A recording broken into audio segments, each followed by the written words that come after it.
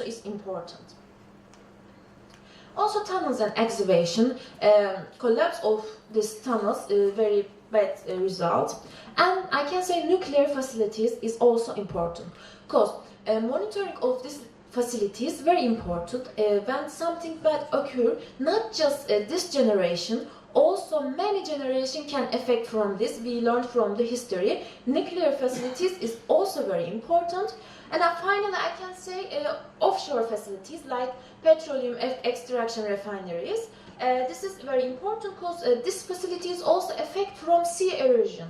So monitoring of these facilities is important because these facilities highly expensive facilities also, and there are many income from these facilities.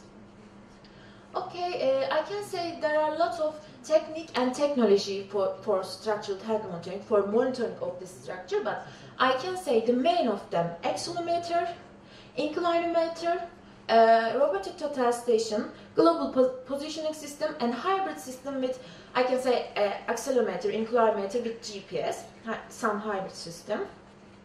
We use GPS system in our work. This monitoring of this building is very important. So some specific standard and enforcement has been done. So what is some standard of them? First standard established by ISIS Canada in 2001. Building and Structure Rule for Technical Condition Monitoring and Structural Health was published by Russian Federation National Standard in 2010. An official guide for the monitoring of bridge and other engineering structure was published in Austria in 2012, and a guide for structural health monitoring procedure to apply to widespan bridge is also published in China 2013. And ISO standard are important standard for structural health monitoring work also. And finally, Turkey building earthquake regulation is also legal regulation for structural health monitoring in Turkey. For us, it's very important. It's very important standard for our work. In our paper, determining the behavior of construction using global positioning system is investigated. For this purpose, shaking table tests were performed. Shaking table was moved at different amplitude and frequency, aiming to determine this movement with a GPS measurement system. All of us know the global positioning system, but there are many different techniques for global positioning system. If the first method are considered, it's seen that dozens of different methods and equipment are used in structural health monitoring area.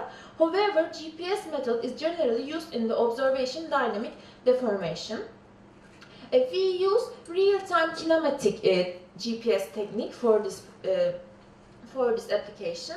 And because it's very useful in the engineering studies.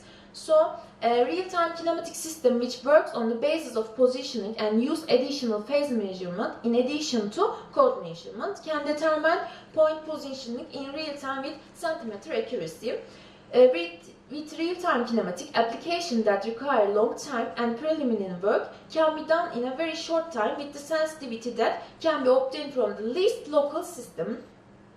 Okay, what's the shaking table? We used shaking table in this test. The shake table is a platform that imitates earthquake movement by artificially producing vibrational movement. Simulation of earthquake motion is carried out by this table. The building model to be tested is placed on the shaking table and subjected to ground motion to observe dynamic behaviors. In this study, real-time GPS data installed on the shaking table were evaluated. The result of GPS measurement were compared with the position sensor LVDT as a reference. We used true value for LVDT for GPS measurement of the shaking table by moving the shake table at specific amplitude and frequencies.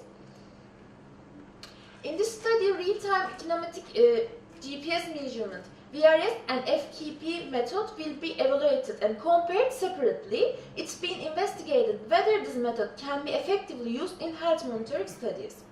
The basic principle in the VRS method is to create a virtual station in the vicinity of the roaming receiver, and the location of the roaming receiver is determined by the help of the virtual station.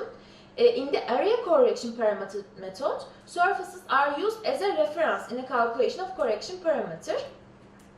Our experiment was carried out by mounting the spectral precision GNSS receiver on the shaking table in application area Yıldız Technical University, Davutpaşa Campus, Civil Engineering Faculty. The result of GPS measurement performed with the shake table were analyzed using time series analysis. The result of GPS measurement were compared with the position sensor LVTT. In this study, real-time kinematic GPS method, VRS and FKP method will be evaluated and compared separately. Okay, this is a video from our work.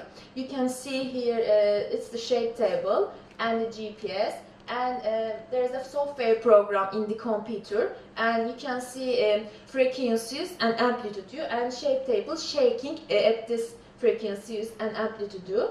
You can see here, and then you collect data from GPS. Using VRS and FKP techniques, GPS data were collected for 10 minutes in total. In the first 4 and last 4 minutes still, 2 minutes moving. Data was collected at sampling rate of 20 Hz. GPS derived data were analyzed using time series analysis and fast Fourier transform. In the time series analysis, firstly the time-dependent graph is created, then trendless series and graph were created by separating the calculated trend from the series. A change observed in the increasing or decreasing trend due to any factor are called trend.